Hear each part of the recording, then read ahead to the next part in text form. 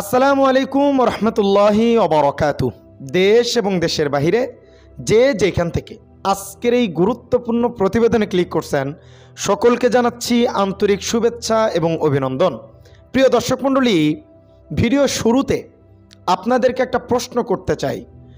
Doctor Yunus যদি শেখ হাসিনা পালিয়ে যাওয়ার পরে ক্ষমতার মসনদে না বসতেন, বাংলাদেশ কি এত সচলভাবে চলতে সক্ষম হতো? এটা প্রথম প্রশ্ন। দ্বিতীয় প্রশ্ন, ডক্টর ইউনূস যদি এখন পদত্যাগ করেন, বিকল্প হিসাবে বাংলাদেশে কি দ্বিতীয় কোনো পার্সন আছে যার আন্তর্জাতিক মহলে এতটা গ্রহণযোগ্যতা এবং নিট অ্যান্ড ক্লিনভাবে তিনি দেশকে পরিচালনা করতে পারবে? আছে কেউ? একটু কমেন্ট করেন। প্রিয় দর্শক মণ্ডলী, বিশ্বাস কারে করব? যারা বিশ্বাস করি সে বিশ্বাসের ঘরে ছুরি মারে। বিএনপির আমরা অনেক আশার আলো দেখতেছিলাম বিএনপিরে নিয়ে, যে বিএনপি হয়তো এবার দেশের জন্য ভালো কিছু করবে, আশা করতেছে করবে। কিন্তু তার কিছু তৃণমূল পর্যায়ের নেতাকর্মীদের কথাবার্তা কেমন যেন একটু অন্যরকম লাগতেছে। আজকের দিনের গুরুত্বপূর্ণ 8টি সংবাদ আপনাদেরকে এই এক ভিডিওতে আমরা দেওয়ার চেষ্টা করব। তার ভিতরে অন্যতম একটা প্রতিবেদন, ডক্টর ইউনূসের জায়গায় বিএনপি তাহলে কাকে চাচ্ছে। আরও কিছু গুরুত্বপূর্ণ বার্তা আছে, সে ব্যাপারে আপনাদেরকে অবগত করব। অনুরোধ করতেছি, ভিডিওটি খুবই গুরুত্বপূর্ণ। পরিপূর্ণ ভিডিওটি দেখেই আপনার মূল্যবান মতামতটি কমেন্ট বক্সে জানাবেন। তার আগে ভাই এবং বোনেরা, চ্যানেলে যারা নতুন আসছেন দয়া করে চ্যানেলটি একটু সাবস্ক্রাইব করে দিবেন। ডক্টর ইউনূসরে যারা মোহাব্বত করেন বা সাপোর্ট করেন বা চান যে ডক্টর ইউনূস আরও ক্ষমতায় থাকুক, ভিডিওতে একটা লাইক দিয়ে সমর্থন করবেন। প্রথমেই আমাদের সালাউদ্দিন আহমেদ সাহেব, তাকে দিয়েই শুরু করবো। একটু কথাগুলো শুনতে হবে, গুরুত্বপূর্ণ কিছু বার্তা আছে। তিনি বলছেন, প্রধান উপদেষ্টা ডক্টর মোহাম্মদ ইউনূসের পদত্যাগ চায় না বিএনপি, তবে আবেগের বশে থাকতে না চাইলে বিকল্প বেছে নিবে দেশের জনগণ। দেশের জনগণ তো আসলে বিকল্প চায় না, আপনারা বাঁচতে চাইলে করে নেন। এই যে আর একটা কথা যেটা উনি আর কি একদম সরাসরি বলছে, সেটার ব্যাপারে একটু আপনাদেরকে জানাই। তিনি বলছেন, নির্বাচনের রোডম্যাপ ঘোষণা করার পরবর্তীতে যদি তিনি পদত্যাগ করতে চান বা দায়িত্ব ছেড়ে দিতে চান, সেটি তার ব্যক্তিগত বিষয় হতে পারে। আর একান্তই যদি উনি ব্যক্তিগতভাবে দায়িত্ব পালনে অপারগ হন, তাহলে রাষ্ট্র তো বসে থাকবে না, রাষ্ট্র একটা বিকল্প পথ খুঁজে নেবে। অপারগ হইলে 9 মাস এইভাবে দেশ চালাতো না তো। তারপর রাজনৈতিক বল প্রয়োগ করা হচ্ছে, তাকে কাজ করতে দেওয়া হচ্ছে না, তিনি এই জন্য পদত্যাগের মত প্রকাশ করেছেন।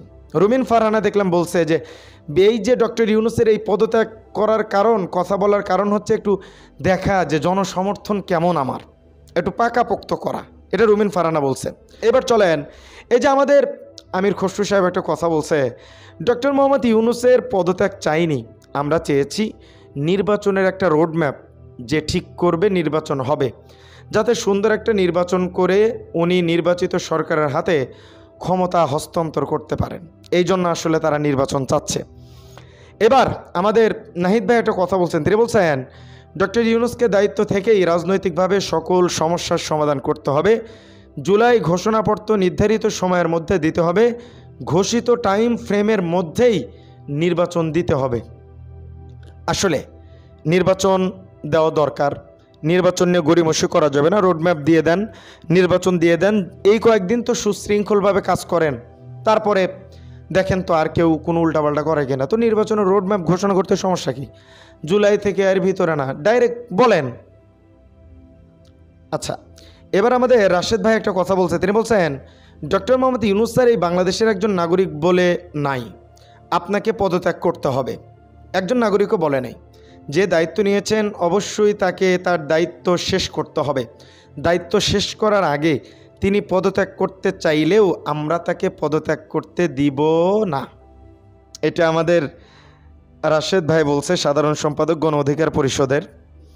তো এবার আমাদের ভিপি নূর ভাই অনেক ট্যালেন্টেড একজন মানুষ, অনেক সাহসী একজন মানুষ, অনেক সময় অনেক ধরনের কথাবার্তা তিনি বলেন এবং আওয়ামী লীগের নির্যাতনের তিনি অনেক শিকার হয়েছেন।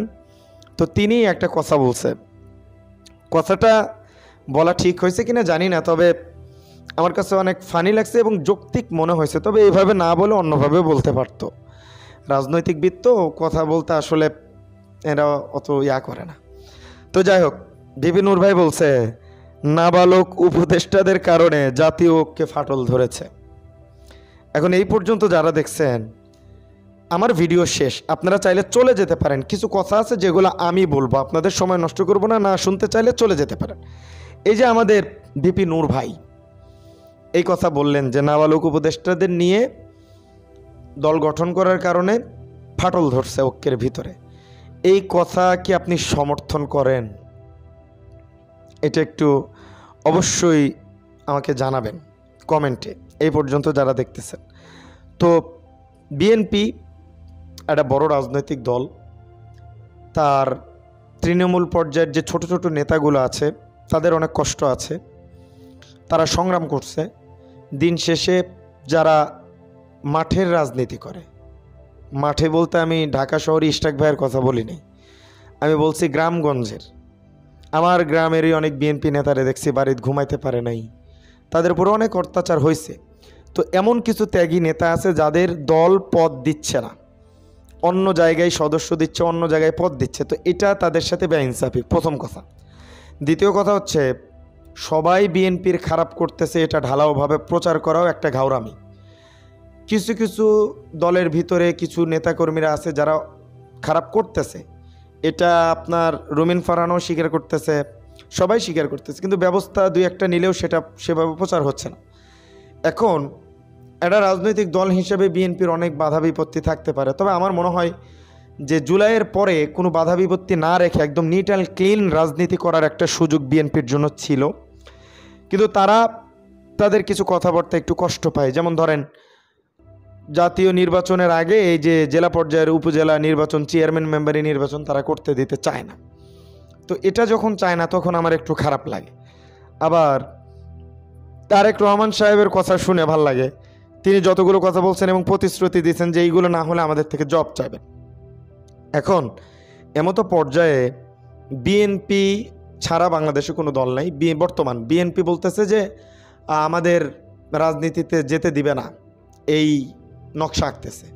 এখন বলেন, বাংলাদেশের দল আওয়ামী লীগ, বিএনপি, আওয়ামী লীগ তো নিষিদ্ধ হয়ে গেছে, বিএনপি, এনসিপি, গণ অধিকার পরিষদ, খেলাফতে মজলিস, হেফাজতে ইসলাম, আরও অনেক দল আছে, রাজনৈতিক দল অনেকগুলো দল। তো এত দলের ভিতরে বিএনপির মতো একটা বড় দলকে আছে নাই। তো এই কথাগুলো যে নেতাকর্মীরা বলে, এগুলো রাজনৈতিক বক্তব্য। আমার গ্রামের এক কাকা আছে আমার, উনি বিএনপির একজন নেতা বললে চলে। তো ওনাকে যখন বলি তখন উনি শুধু হাসি উড়িয়ে দেয় যে এগুলো রাজনৈতিক বক্তব্য, নির্বাচন পরে সব কিছু ঠিক হয়ে যাবে, বুঝছো, এগুলো নির্বাচনের জন্য। তো এখন দেখার অপেক্ষা। আমার বয়সে তো আমি বিএনপির রাজনীতি দেখি নাই, মানে বুঝ হওয়ার পরে আওয়ামী লীগই দেখছি, বুঝছেন, বুঝ হওয়ার আগের বুঝিই তো নেই। তো দেখা যাক এখন বিএনপি কী করে নির্বাচনের পরে। তো আজকের ভিডিও এ পর্যন্তই। সকলে ভালো থাকবেন, সুস্থ থাকবেন। আসসালামু আলাইকুম রহমতুল্লাহি ওয়া বারাকাতুহু।